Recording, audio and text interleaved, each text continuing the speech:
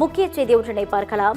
தாவேகாவின் அலையோடு சேர்ந்து பயணிக்க பல கட்சிகள் போட்டி போடும் நிலையில் தற்போது அதிமுகவில் பல அதிர்வுகள் ஏற்பட்டுள்ளது. இது தொடர்பான கூடுதல் பின்னணி தகவல்களுடன் நேரலையில் இணைகிறார் எமது செய்தி தலைமை சண்முகசுந்தரம். சண்முகசுந்தரம், வணக்கம். இது குறித்த விரிவான தகவலை பதிவு பண்ணலாம். தேர்தலில் தனிப்பெரும் கட்சியாக தாவேகா உருவெடுத்துள்ள நிலையிலே தற்போது இருவரும் திராவிட கட்சிகளும் தற்போது அதிர்வுகளை சந்தித்து வருகின்றன. குறிப்பாக திமுக கூட்டணியிலே காங்கிரசினுடைய நகர்வு என்பது கூட்டணியை உடைக்கின்ற சூழலை உருவாக்கிறது. மற்றொரு பக்கத்திலே அதிமுக கூட்டணியிலே அதிமுகவே உடையும் அளவுக்கு ஒரு பல அதிர்வுகள் அதிமுகவிலேயே ஏற்படுத்தியிருக்கிறது என்பதுதான் தற்போது பெரும் பேச்சாக இருக்கிறது. குறிப்பாக அதிமுகவிலே வேலுமணி மற்றும் சி.வி. சண்முகம், எஸ்.பி. வேலுமணி மற்றும் சி.வி. சண்முகம் இருவரும் தாவேகாவுடன் கூட்டணி வைக்க வேண்டும் அல்லது ஆதரவு தெரிவிக்க வேண்டும் என களமிறங்கி இருப்பதாக தற்போது தகவல்கள் சமூக வலைதளங்களில் வைரலாக பரவி கொண்டிருக்கிறது. இது தொடர்பாக நாம் விசாரித்த போது இருவரும் கடந்த 5 ஆண்டுகளாக ஆட்சியில் இல்லாமல் இருந்து விட்டோம், மீண்டும் 5 ஆண்டுகள் ஆட்சியில் இல்லாமல் இருந்தால் தொண்டர்கள் சோர்வடைந்து விடுவார்கள், கட்சியை உயிர்ப்புடன் வைத்திருக்க வேண்டும் என்றால் ஆட்சி அதிகாரம் அவசியம் தேவை, அந்த வகையிலே நாம் தாவேகாவுடன் கூட்டணி வைப்பது சிறப்பாக இருக்கும், பொது நலத்திட்டம் ஒன்றை உருவாக்கி குறைந்த மினிமம் காமன் புரோகிராம் என்ற குறைந்த பொது திட்டம் ஒன்றை உருவாக்கி அதன் அடிப்படையில் நாம் அவர்களுக்கு ஆதரவு தெரிவிக்கலாம் என்ற ஒரு கருத்தினை தெரிவித்திருக்கிறார்கள். இருவரும் கிட்டத்தட்ட 47 எம்எல்ஏக்கள் தற்போது தேர்தலில் வெற்றி பெற்றிருக்கிறார்கள் அதிமுகவுக்கு மட்டும்.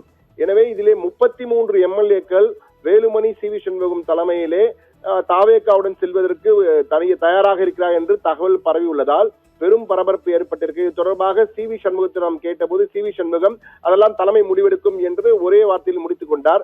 கோவை சத்தியன் செய்தியாளரை சந்திக்கும் போது செய்தி தொடர்பாளர் அவர் இதெல்லாம் அப்படியே ஒரு அழைப்பும் எங்களுக்கு வரவில்லை என்று, இதுவரை தாவேகாவிலிருந்து எந்த அழைப்பும் அதிமுகவுக்கு கொடுக்கப்படவில்லை என்பது உண்மை, உறுதி, அதில் மாற்று கருத்தில்லை. ஆனால் அதிமுக தாவேகாவுக்கு ஆதரவு கொடுக்க வேண்டும் என களமிறங்க இருப்பது வருகின்ற தகவல்கள் கிட்டத்தட்ட நெருப்பில்லாமல் புகையாது என்பார்கள் அல்லவா, அது போன்றுதான் தற்போது இது நடந்து கொண்டிருக்கிறது. ஆனால் இபிஎஸ்க்கு தற்போது டெல்லி மேலிடத்திலிருந்து ஒரு அழுத்தம் வந்திருக்கிறது. அந்த வகையில் இபிஎஸ் ஒரு சமரச திட்டம் கொண்டு வந்திருக்கிறார். அதற்கும் அவர் தயாராக தற்போது யோசித்துக் கொண்டிருக்கிறார். அது தொடர்பாக தன்னுடைய நெருங்கிய சகாக்களுடன் ஆலோசனை செய்து கொண்டிருக்கிறாராம். அது என்ன திட்டம் என்றால், தாவேகாவிற்கு ஆதரவு கொடுப்பது என்பது வெளியிலிருந்து ஆதரவு கொடுப்பது, அதாவது குறைந்தபட்சம் ஒரு ஆண்டிற்கு அவர்களுக்கு ஆதரவு கொடுப்பது, வெளியிலிருந்து ஆதரவு கொடுப்பது, முக்கிய பிரச்சனைகள் தங்களுக்கு இணக்கமான பிரச்சனைகள் போது முழு ஆதரவு கொடுப்பது, தங்களுக்கு எதிரான பிரச்சனை வரும்போது கடும் எதிர்ப்பினை தெரிவித்து வெளிநடப்பு செய்வது சட்டமன்றத்தில் இருந்து. அந்த வகையிலே அதாவது ஒவ்வொரு இஷ்யூ பேஸ்ட் ஆதரவு என்ற வகையில ஆதரவு கொடுக்கலாம். தாவேகா ஆட்சியை கொஞ்ச காலம் தொடரட்டும் என்ற வகையிலே வெளியிலிருந்து ஆதரவு கொடுப்பது என்ற வகையிலே இவர்கள் ஒரு திட்டத்தை வைத்திருக்கிறார் இபிஎஸ். அந்த சமரச திட்டம் தற்போது வேலுமணி மற்றும் சி.வி. சண்முகத்துடைய அந்த நகர்வுகளால் சில அதிர்வுகள் ஏற்பட்டுள்ள சூழ்நிலையில் அவர் தற்போது தன்னுடைய மூத்த நிர்வாகிகள் மூலமாக அவர்கள் இருவரையும் சமாதானப்படுத்துவதற்கும் இந்த சமரச திட்டத்திற்கு உடன்பட வைப்பதற்கும் முயற்சி எடுத்துக் கொண்டிருப்பதாகவும் தகவல் வருகின்றன.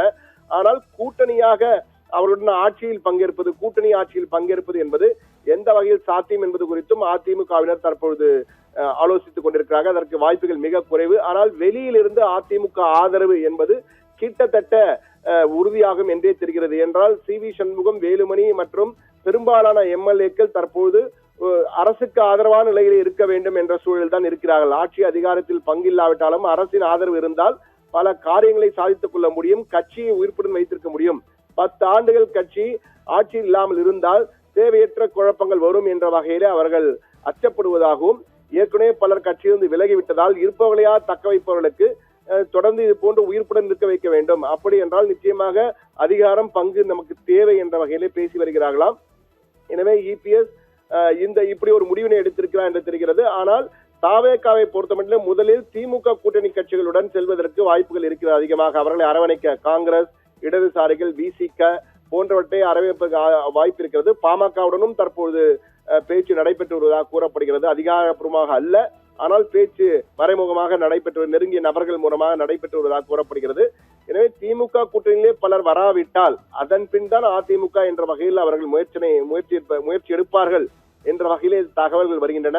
ஆனால் முன்னெடுப்புகள் தற்போது தீவிரமாக எடுக்கப்பட்டு வருகிறது. என்றால் நாளை காலை 11:30 மணி அளவிலே விஜய் பதவியேற்க இருக்கிறார் முதலமைச்சராக. அப்போது அமைச்சர்களும் பதவியேற்பார்கள் என்று எதிர்பார்க்கப்படுகிறது. எனவே அதற்குள்ளாக இந்த கூட்டணி கட்சிகளின் ஆதரவு கடிதங்களுடன் ஆளுநரை சந்திக்க வேண்டும் என்று மாலை என்பதால் விஜயினுடைய கட்சியின் முக்கிய சகாக்கள், அவருக்கு நெருங்கிய அதிகாரிகள் மூலமாகவும் இந்த முன்னெடுப்பு வேகமாக சென்று கொண்டிருக்கிறது. விரைவில் இந்த பிரச்சனைகளுக்கு தீர்வு காணப்படும். ஆனால் அதிமுகவை பொறுத்த மட்டிலே இதுவரை இல்லாத அளவுக்கு ஒரு அதிர்வுகள் கட்சிக்குள்ளே ஏற்பட்டிருக்கிறது. எனவே அந்த அதிர்வுகளை சமாளிக்கும் வகையில் எடப்பாடி பழனிசாமி சமரச திட்டம் மூலமாக வெளியிலிருந்து ஆதரவு, பிரச்சனைக்கேற்ப ஆதரவு, பிரச்சனை அதற்கு கேஸ் பை கேஸாக நாங்கள் ஆதரவு தெரிவிப்போம், எந்த பிரச்சனை இஷ்யூ பேஸ்ட் ஆதரவு என்ற வகையிலே நாங்கள் அரசுக்கு ஆதரவாக இருப்போம், பெரும்பான்மையை நிரூபிப்பதற்கு ஆதரவளிப்போம் என்ற வகையிலே இபிஎஸ் முடிவெடுத்திருப்பதாக தகவல்கள் வருகின்றன. எனவே தற்போதைய நிலையில் அடுத்தடுத்த அரசியல் நகர்வுகளால் தமிழகத்திலே அரசியல் களமே பரபர என்று இருக்கிறது என்றுதான் கூற வேண்டும். ஓவி.